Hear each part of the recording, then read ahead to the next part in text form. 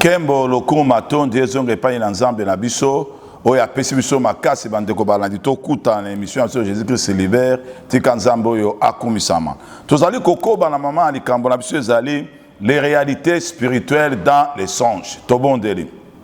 Nzambe papa na biso ozali kwa na lola tika na nzea na matea oyo peuple na yo amieba misosola na kombo la Yesu Kristo. Amen.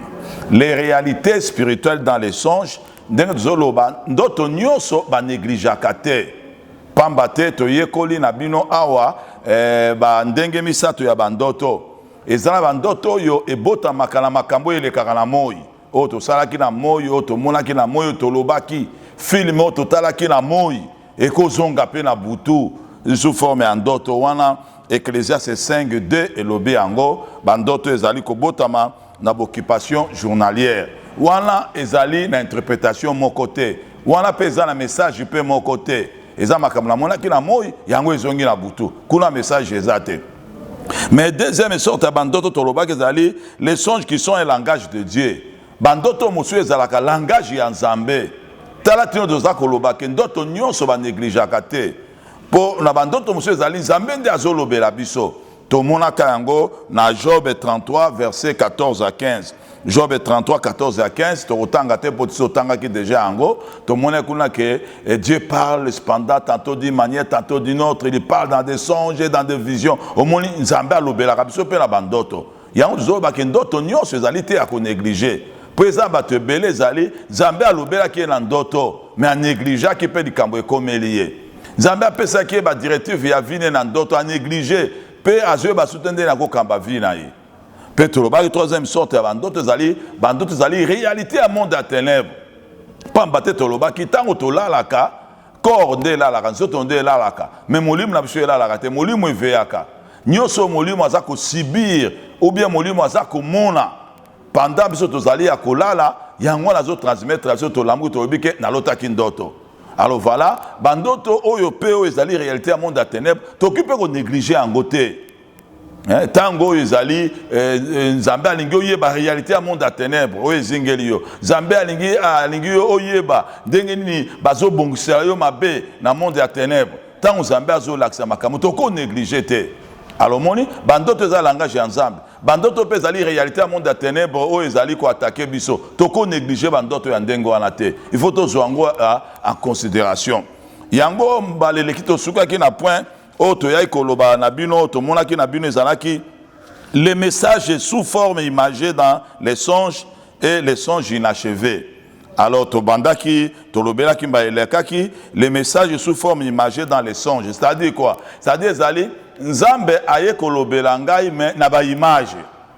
OK na mona likambo boyeme Nzambe alobeli nga na ba image ndenge to monaki na Genèse chapitre 41 1 à 41 tomoni likambo ya ndoto ya Pharaon les deux songes ya Pharaon et Pharaon azakolo ta bangombe ya mafuta babimi bangombe o bakonda bale bangombe ya mafuta ezaki message mais sous forme imagée ba image ya bangombe ngombe ya mafuta ngombe ya konda kola la sous Pharaon ezali ba epi ya masango etonda na ba epi ya masango eza vide o eza vide et le o etonda au monde ezalaki ba image.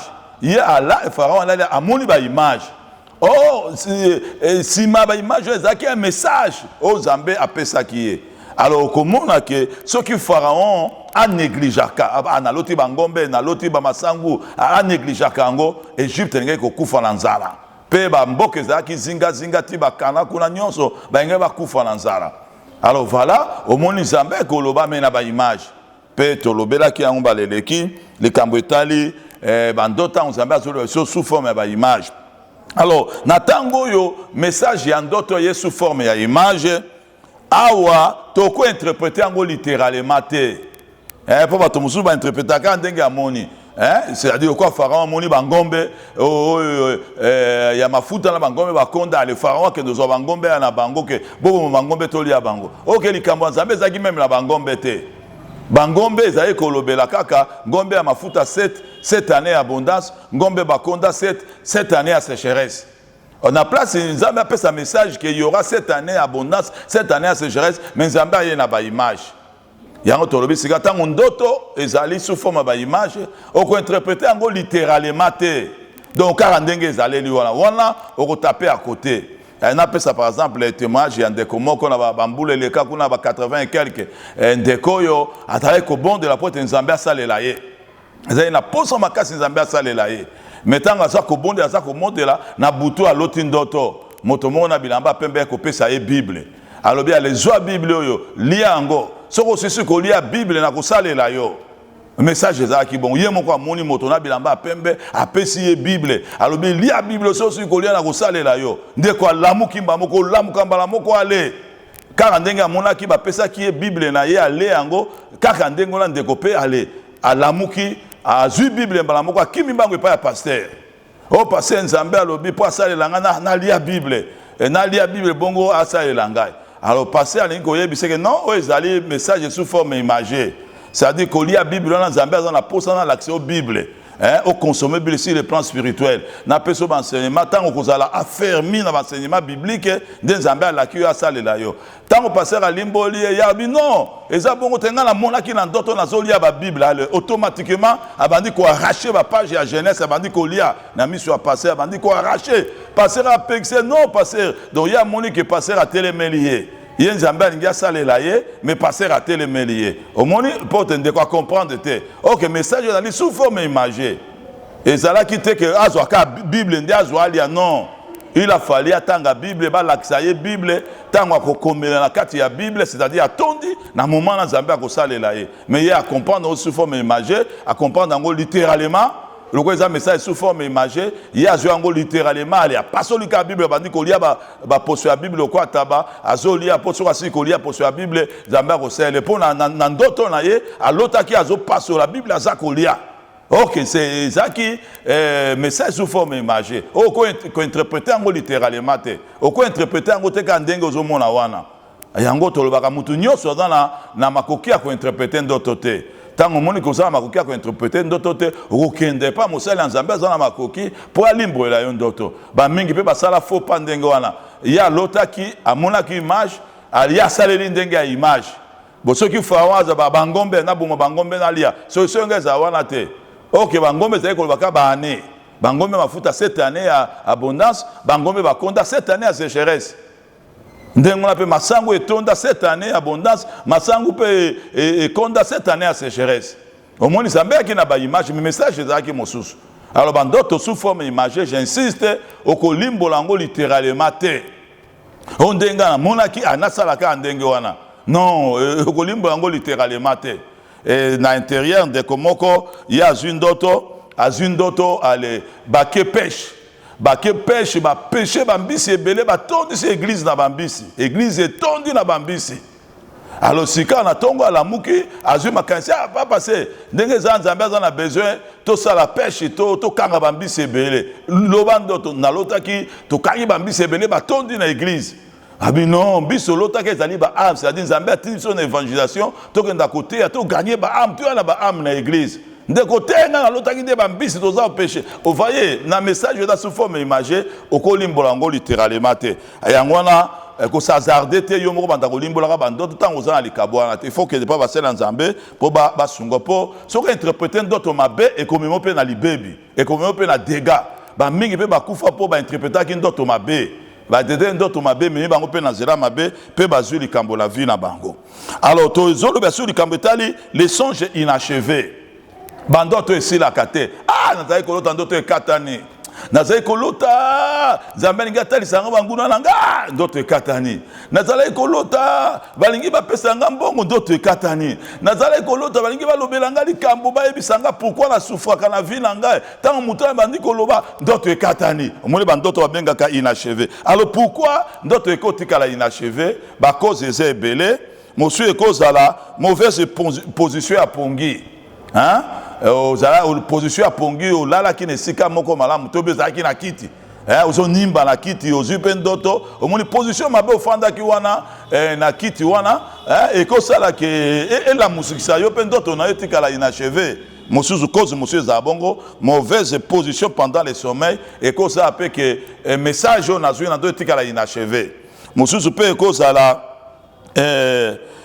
tango baye ko la musangai au moins makambo so eza ndengo wana donc tanga azomona likambo ambamo baye bala musinga à ce moment là au moins likambo za komona etikali inachevé mosusu pe koza ezalaka nzambe moko alingi mosusu ezalaka nzambe alingi kaka a flasho kaka a flasho likambo pe akati bongo et puis mosusu pe ezalaka surtout bandoto ba bitumba mosusu ezalaka ezali ame na nga nde réveiller nga mpo nalobi ntango tolalaka ame alalaka te ame aveyaka ame azala centenaire na biso au moins mingi bandoto akomba bazolanda yo bo balingi bakanga yo bo lokola ame eza na état de force omonaki ame akolamukisa yo olamuki au nom de Jésus ame alamusi yo omoni wana mpe likambo yango etikali mpe inachevé omoni yango suti na suka te alors mais asika tosimba mpo na nini nzambe alingaka bandoto mosusu atikela biso yango eza inachevé nzambe abandi kolakisa yo likambo mais alingi akóma na suka te alakisi yo alingi likambo wana ekatana ekóma na suka te alors wana il faut koyeba ke tozwa par exemple ndoto ya bénédiction abandi kolakisa etikali inachevé atongo nzambe atiki likambo ndengo wana etikala inachevé mosusu ezalaka ntango ya lipamboli wana ekoki nano te lokola ntango ya lipamboli wana ekoki te yango nzambe abandi kolakisa yo ale ekomi mwa moko ekatani okomi na suka te obande komona okeyoke balinga bapesa yo mbongo na yo ale ndoto ekatani omona kongo simbaka lipamboli ndoto ekatani mosusu ezalaka ntango nzambe amoni ntan ekoki nano te mpo simba lipamboli wana nde mosusu etika bandoto inachevé mosusu mpe nzambe mpe akopermettre mpo augmenter foi na biso augmenter vie de prière na biso yango toza koloba boye ntango oyo omoni ke na bande kolota likambo metikali inachevé c'est-à-dire nzambe aza na poso obondela sika telema kobondela soko otelemi kobondela ti sukasuka likambo wana ekozonga ata lelo tata alobi te ekozonga yango omoni yo na vie na yo bandoto nyonso olotala etikala inachevé ezwa ntango ya koprie mpo na yango nzambe alingi kolakisa yo banguna na yo abitala bato banyokolako bango wana olingi otala alidoto ekatani c'est-à-dire nzambe aza na besoin okota sika bozindo ya prière soki okoti bozindo ya prière ti okomona mokolo mosusu ndoto ekoya mpe omoni banguna na yo nzambe azotalisa ngai lipamboli bangi bapesa ngai na ndoto ekatani nzambe aza na mposa sika obondela alors mpo na bandoto inachevé bato bareketaka kaka ndoto nazalaki komona ekatani ndoto nazalaki komona mpo anibolamusi ngai ndoto nazalaki komona ekomaki na suka te ekatani mais lokola eza bongo c'est-à-dire tu dois maintenant te mettre dans la prière telema sika na kati ya libondeli banda sika kobondela ntango ozali kobondela okomona nzambe akozonga soki korevelo yango alors mpo na bandoto etikalaka inachevé koregrete te c'est-à-dire ezosenga sika wakota kobondela donc nzambe aza na besoin azotalisa omoni likambo ale kota sika na kati ya prière so okoti na kati ya prière okomona ndoto ekozonga mokolo moko ezongi so ezalaki inachevé ekomi mpe ti na suka alors il faut kota kobondela surtout yo ndeko mpona bandoto etikala inachevé surtout bamessage clé ya vie na yo makambo mingi te bamessage clé ya vie na yo ndoto bandoto etikala inachevé alors kota sika banda obondela na bandoto wana inachevé banda kokota na bozindo ya prière kobondela okomona nzambe akoya korevelo yo yango alors sikawa tomona ya likambo etali les songes comme thermomètre de notre vie oui ndoto ezali mpe thermomètre ya bomoi na biso bato awa na se boyebi thermomètre ezali instrument médical oyo batanga nango température soki batie thermomètre okomona bayebi température na yo babi température eza boye température eza boye à l'aide ya thermomètre mungaka koyebaka température na biso ya nzoto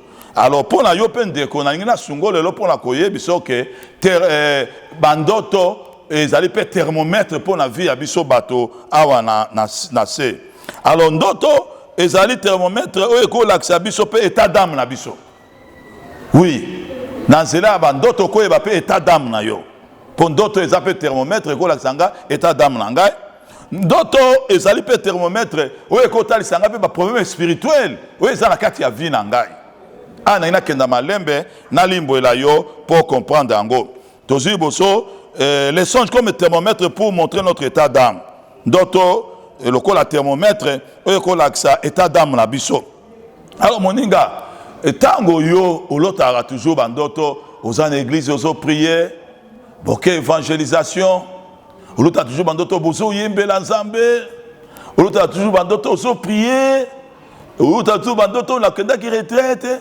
oluta tu bandoto nzambe atindi esika moko ndote asango malamu tango zo mona Babylone usadi état d'âme no eza malamu état d'âme no eza malamu po omoni na butu bandoto les aka bongo lelo na lota ki na yembi mingi lelo na lota ki tozaki na bato ya pembe likolo ya ngomba tozo kumisa nzambe lelo na lota peut-être tosali intercession lelo na lota ki toki évangélisation.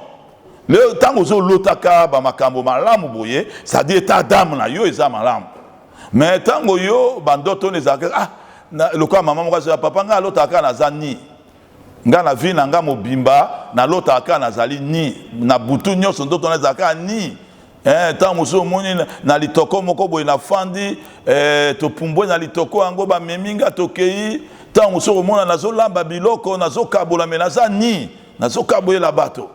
Tant que l'autre a un combat dans ni tant la sola qui la maman yo dans le bac qui te bandit au côté la bousine na bandit au tali ça y est habité et makambo yo zoloto yo et zali malamte bon nidité pour nidité et ça la bassa interprétation est belée nidité ça ka kindokité le quoi ka maman izaki ka sorcellerie pour à l'autre jour za ni na moi litoko on a bato bazuye bakei bazolamba baza okabola babiloko ça c'est la sorcellerie pure et simple. Mais nidité peut école au bapé qui est état de péché, état de péché. État de péché, cause appelé nidité. National de comme vous savez, sanga papa na bout na l'autre nazani. Na yebise que aux autres tambolandé ni liboso ya nzambe. Est-ce que aux autres tambolandé ko beauté de kolobi au papa ya solo na tamboli mabe mikolo. Voilà au tambo ne kobo ya mwana miso nzambe bimi ozani. Alors voilà, côté anidité, cause à la sorcellerie, et cause à la paix, état d'âme et âme, et cause à la paix, vie impudicité, ce qu'on appelle la vie impudicité, ou comme on l'appelle biloko yandengo. Mais tant que yozo mo toujours zakani, c'est état d'âme no ils amala muté. Hein? Yo mon a toujours que naza toujours ni état d'âme les ali malamuté ou bien au même on a toujours na buto za muté ali boma na bilamba salité parce que ça était moi papa nga l'autre la butuka na forme na za kwa muto ali boma bilamba salité et tout ça c'est état d'âme les malamuté alors moi les autres aussi dans moment là d'autres comme thermomètre pour étaler sur état d'âme là yo mais si quand likambo ça va puis likambo sali batu ebelé ba mona ka bando tout ça bango état d'âme là bango eza mabe. Mais à Kolukate, basali ensemble pour la délivrance naie. Alors ndeko soki yo olotaka babiloko loko andengo wana bilamba salite loko la maman moko aloba nanga papa ngai na butu na lotaka na komi nguma. Na chaque butu na lotaka na komi nguma. Alors tango yo mona kabiloko aboyi déjà et moi ba doto les thermomètre au tali so que tata mneza mabe l'autre a toujours komi nguma l'autre a toujours salini l'autre a toujours tambola makolongulu oui ils ont l'accès biloko ndengwa que tata meza malamu te attends yo na ba doto na yo peut-être vous allez comprendre que menzambe alingi enseignement mais moi la découverte pour comprendre que au moins ba doto les thermomètre oui ils ont tali so que tata mneza mabe alors à ce moment là il faut ça nini il faut que luka délivrance na yo. Moninga. Oyebi que tango yo peut-être on comprend là que dans l'obia mais si on comprend que bandoto l'autre c'est état d'âme nous amabe. Alors que état d'âme nous amabe, faut-il otika la ka bongo? Honga bandoto nangeza kaboye. Non, il faut tellement que délivrance. Alors après enseignement ko benga biso na ba numéro za affichon ezali abiso Hollandais enseignement après ko benga toko sunga yo.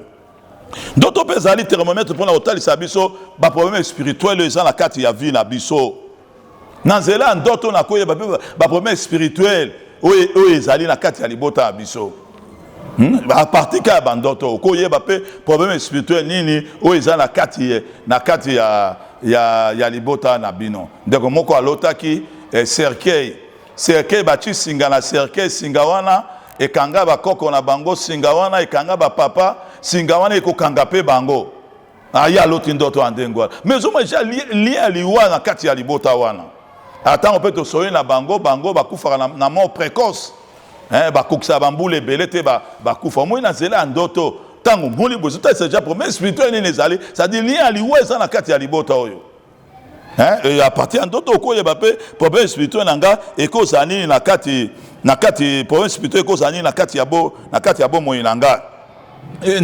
Par exemple, yo lota kaka que bakango na ndako moko ya molili au moins la rapporte ya kobimate. Lota kaka obunga na kati ya zambo yeba kobimate. Uza na kati ya tinele moko boko ya kobimate. batia bino esika moko bokobimate mais ntango ozomona boye ezotali sambala moko problème ya emprisonnement ya monde ya ténèbre ezotali déjà baemprisonnement mystique na kati ya ndako moko ofanda d'autres lo ezalaka bongo olota toujours souvent d'autres na yaka batioka na kati ya ndako moko ofanda ndako yango ezanga bafenetre batioka na kati ya libulu moko ofanda ndeko moko alobaki ya lota kaka ke batia na zamba afanda bongo banyoka bazingela ye po abouger te mais biloko nyonso ezotali emprisonnement spirituel. Alors, tango yo na vino lotaka bandoto ya ndenge wana obunga na zamba oluka kanzela omona kanzela ko bimate mais eza promesse spirituelle déjà okokenda musika te il faut yebaka ce qui fait ça bloqué problème ezali emprisonnement spirituel pourtant la bakamunga lotaka yango wana omona partie en ndoto ndoto ekoza thermomètre etalisaka bebe ba promesse spirituelle nini eza na kati ya vie nanga yango tobi ko négliger te tango ozomona makambo il faut luka basali ya nzambe bayeba kosunga yo. Ce qu'on a se retrouvé dans la Camboya Bongo, ban numéro wana ozomona wana eza biso après monsieur Okobenga. Par exemple, l'autre ka balandaka yo. Soit te bato aliboma bazolanda yo, soit te bashege yo mona ba shege balandaka yo, eza ba shege te. Et déjà ils ont esprit moko ya poursuite ezolanda vie na yo. Po yo bandoto ka balandaka yo. Okimaka mbango. Et bato aliboma balandaka yo. Bashege balandaka yo. Balinga so balandi fo baboto la sakino ya mbongo. Yo bandoto lo wana. Et déjà que na vie na yo zo sibi ba poursuite mystique. Ba poursuite un monde à ténèbres. Alors à ce moment-là faut-il offendre kaka nga lotaka bandoto balandanga non. N'attends il faut-il ma pour le délivrance na yo. Bande que belé bazali wana mais bazo solution kala na vie na bango. Mais pour la négligence ya makambo bandoto nde bazo melati lelo na kati ba problème na kati ya vie na bango. Tango zomo la makambo aboye, ezota ça de ozo sibi ba poursuite mystique. Par exemple to pesi pour la hôtel ça que ndoto eko ça peut thermomètre et l'aksanga pe ba problème spirituel nini o ezali na kati ya vie na ngai. Alors tant le monde kaka na lota kama be ezaba ton subongo banda bota matile lo lota ndoto malamu te. Moi papa sengai jamais na lota ndoto malamu. Mais tant qu'on ne jamais dans l'autre d'autres malam, est-ce que au cours ça a fait d'autres lucas délivrance? Tant qu'on l'autre abandonne tout cas mabe, ça dit que ça qui na vie na yo makamboza malam muté. Hein? Alors à ce moment il faut ça en déguinin. Il faut que tellement pour la lucas délivrance c'est na yo. Pour ce que l'homme na makambo, tout le monde a battu belette. Au moins la l'autre abandonne tout cas mabe, mais après délivrance papa comme la pongi qui toko, na comme l'autre abandonne qui toko. Moi pour au long la babome spirituel wana. Alors moninga simba que d'autres causes à thermomètre etal sanga eta dame na ngai. Tant l'autre akana za akani, na l'autre akaka boye na kumba ba mikumba ba nini. Nyonso d'autres c'est eta dame ya mabe. Mais tant l'autre akana sambela kana za côté ya na za koyemba wana eta dame ya malamu.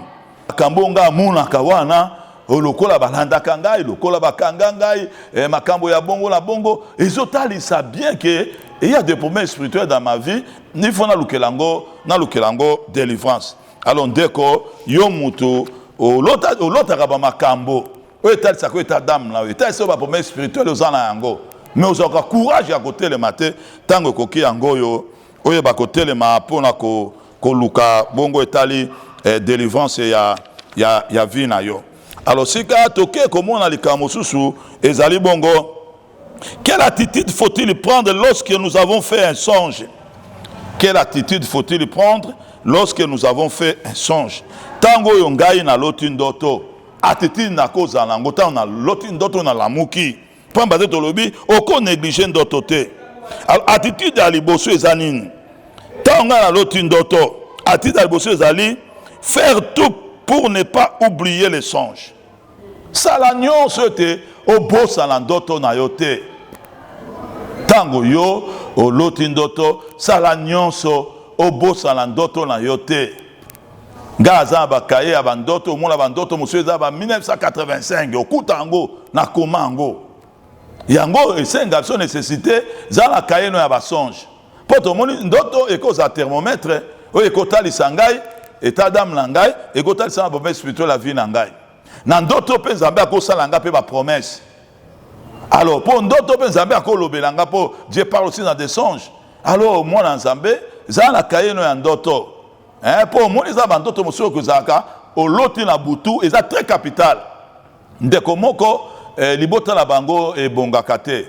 Libota bango za problème. Alors OK bakoko na bango moko ya bakoko c'est-à-dire ezali 4e génération ya bakoko bon azaka mutu ya bakisi mutu ya misala ya mabe bongo nzambe alati ndeko wana tala makambo koko wana bino asala nzambe apesi na kombo na ye na bakisi na makambo nyonso asalaki mpo na libota alors nzambe alobi il faut bokata lien oyo lien ya kombo oyo nzambe apesi na kombo makambo nyonso ndeko na butu alamuki na lambu alamuki akumisi nzambe mpo amoni na mutu yango nzambe atalisi na kombo na makambo nyonso bon ndeko oyo azongi kolala tango alali alamuka na tongo abosani nyonso tu na la directive nzambe apesaki mpo ayebisa libota mpo na prière abosani nyonso akomi ko regretter alors soki azalaki na kaye ya ndoto alingaki koma makambo wana kombo ya moto aza la base ya malere ya famille makambo basala ndenge nzambe atalisaki engaki koma yango na ndoto engaki kosunga ye mais talaka ye abosani na ye alors baninga il faut koyeba boye kobosana ndoto ekomema mpe bomoi na nga na kati ya kokoso tozondakisa ezalaki ndoto ya avertissement nzambe aza koavertir yo ezalaki message moko clé oyo nzambe apesi yo mpo na orientation ya vie na yo me yo sika obosani yango ase momala okomona sika okozwa mpe problème na vie ozomona bato ebele mpe soki abosanaka ndoto te alingaki kozala prudent alingaki koyeba ndenge otambwisa bomoi na alingaki kozwa likama wana te mais abosala ndoto alors omona tomona bato mosusu te omona ntango se azwi déjà likama nde makambo nzambe akebisa nga nango me nabosanaka alors kobosana ndoto te alors eloko nini oyo ekosalaka tobosana ndoto oui eza na paramètre ebele ekotinda mutu abosana ndoto par exemple certaines pathologies mentales lokola baamnésie bato baza na perte ya mémoire bato ya perte ya mémoire mona akangi likambo abosana akobosana akomona mpe ndoto mpe abosani mosu mpe ezalaka nini ezalaka soki tolali na faiblesse makasi par exemple osalaki mosala makasi pendant la journée olali na fatigue makasi fatigue wana ekosala mpe ke yo obosana mpe ndoto oyo yo ozwaki alors mosusu mpe kobosana ndoto ezalaka nini surtout bato olota nini babanga na lotaka te lokuta en réalité moto oso ifo lota ndoto mpo ndoto eza nini ndoto ezali makambo oyo ame na yo azomona aza kovivre aza koyoka pendant ke yo oza na sommeil yango wana ndoto oke moto oso aza na ame donc mokolo bateke nga alota te aloba kaya bato mosusu omoni alota neme akangaka te nde tolobi awa azala mwa pathologie mentale moko mwa perte ya bamémoire ekosalaki akangaka mpe makambo te ça c'est normal ki akanga mpe ndoto te mais mosusu ezalaka nini mosusu ezalaka surtout bato bazalaka kombati bato bamanipulaka vi na yo bato bakombataka yo bakosala mpe ke nsima ya kosala oyo ezalazala na nde bato ya Kinshasa balobaka na kati ya pongi bakosala ke bafrape yo na oubli mpo oyeba te nini basalaka likolo na yo okoyeba te alors nakopesa nyo ndakisa nazalaki na mboka moko te asama malamu nakende te epa bapigme ndenge nakendaka nakomaki na mboka moko nakutaki mpo ebongai nakomana mpo bango nde bakotisanga na zamba tokende te ya bapigme mais parmi bajeune oyo basengaki basunga nga mpo na évangélisation ya bapigme moko aza wana alamukaka kaka 10h 11h na moi mobimba azalaka affaibli na ndenge ya koloba te soki alali alamukaka kaka ba air wana alors ntango tosalaki sango malamu nde ndeko moko koexplike nga bito omoni paka ya mboka wana asalelaka bagenome ya mboka donc paka wana azalaki koko wana okokasa kwa moto akokufa lelo mais soki okotala bilanga ye akataka okondima te alors ya asala ne abi azwaka bagenome ya mboka na butu yo olali mais ye azwi esprit na yo alors kosalela ye mosala yango abi omonaka bagenome mosusu na kati ya mboka oyo ezalaka soki alamuki 11h 12h et puis akozala makasi te ya kosala makambo pendant la journée mpo atravaillaki durement na butu mais yo moko koyeba te ke baosala eso misala na butu mpe batange yabi omoni lokwa frère wana bosololaki na ye mpe bamanipelaka ye na butu ndenge wana alors ozomona ndeko ayeba kaka na fatigue na moi oke na butu basalesaka ye misala alors moto asalisa misala na butu wana oko aza ndoki akofrape na oubli mpo ayeba te tout comme lokola yo ndenge ozalaka wana bakobimisa yo bapumbwe na yo bakeolesa yo basali no makambo nyonso tant ba kwa kozongisa yo ale ba frapper na oubli po yeba te ke ba bimisaka yo oyeba te makambo salaka pona vie na yo bako bimisa yo basali nyonso alors pabo ba monde à ténèbres za buzo bana ngo mingi alors voilà baninga tolobia lelo toza kosuka wa koloba ke ndoto kobosa na ndoto te du zala la mwa kaye na yo ya bandoto la muke okomi po ekoza musoza ba message clé okomi ango po eko sunga yo po na lobaki mbale ndoto pe ko servir biso na ba requête de prière po yeba ke ndoto nga na loti na butu et il faut forcément pe requête de prière nanga pendant la journée. Zamba talisenga bitumba na butu sadina moyo wana il faut na prier mingi pour la bitumba zamba talisenga na butu zamba talisenga lipamboli na butu sadina moyo il faut na prier mingi pour la lipamboli wana aso inga na bosani omoni ko za malamu te ato lo suki siko lobake ko bosa ndoto te alors zana kaino ya ndoto po soki oloti ndoto lamuki na butu okomi yango wana ta ko bosa la ko zwa kaye o se rappeler na likambo nini oyo omonaki na butu les réalités spirituelles dans les songes na bandoto ba réalité ezali otoko négliger yango te soko négliger yango et comme il peu problème na kati ya vie na yo alors ndeko molandi yo muto landinga soki koyeba plus ba numéro na biso yango wana 085 22 56 et 602 ou 09 98 85 45 60. Alors yon négocier ba ndoto mabe kaka na butu bazo bimaka na yo na butu ka kolesa ka kolambisa ka yo bandoto mabe na butu ka bato mabomo balanda ka yo kaka bambwa balanda ka yo bandoto ya boye et tout ça ba spirituel za na vie na yo et sengelo luka délivrance alors ko akuta biso na masina sans fil na église MCD ngoloba ministère chrétien de délivrance alors okuta biso na église MCD centre évangélique de Pentecôte et zo na masina sans fil avenue Ndelo numéro 13 soko ultima anjilo le quartier 1 le station au arrêt tribunal après arrêt Bethany au quitté au 4 masina sans fil au moins la police à Bethany za tuni avenue Ndelo numéro 13 au côté Ndelo tu allez troisième église à la droite au moins la commis église MCD centre évangélique de Pentecôte ou bien azolo que pas révérend Claude de Liban mais ba numéro kaka yango wana 085 22 56 602 ou 09 98 85 45 60 les deux numéros au Kobenga biso tozwa rendez-vous na yo les réalités spirituelles dans les songes les lots suki atika to bondela Nzambe papa na biso zali ko na lola totiki bande ko nyonso balandi biso kat na loboko na yo yo moko sala pe convaincre peuple na nzela matia oyo na kombo na Jésus Christ lobi amen. Les réalités spirituelles dans les songes bandoto ba négliger te tokuta à la prochaine ciao.